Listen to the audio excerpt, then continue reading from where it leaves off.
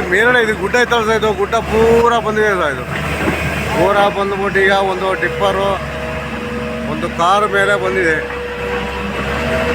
Car ಮತ್ತು ಒಂದು tipper ಪಟ್ಟಿ ಆಗಿದೆ. ಒಂದು ಗ್ಯಾಸ್ ಗಾಡಿನ ದೂಕಿದೆ ಸೈಡಿಗೆ. ಈಗ ಇಟಾಚಿ ವರ್ಕ್ ಮಾಡ್ತಾ ಇದೆ ಸರ್.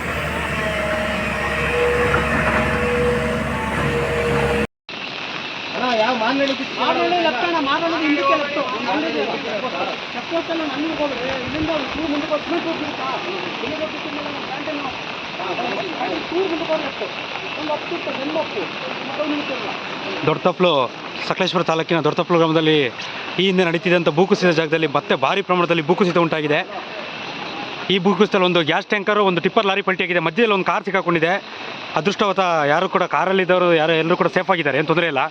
ಸ್ವಲ್ಪ ಆದಷ್ಟು ಈ ಕಡೆ ಮಂಗಳೂರು ಭಾಗಕ್ಕೆ ಹೋಗುವಂಥವ್ರು, ಈ ಕಡೆ ಆರ್ಲೆಕುಡಿಗೆ ರಸ್ತೆಯೂ ಕಂಪ್ಲೀಟ್ ಬಂದಾಗಿದೆ.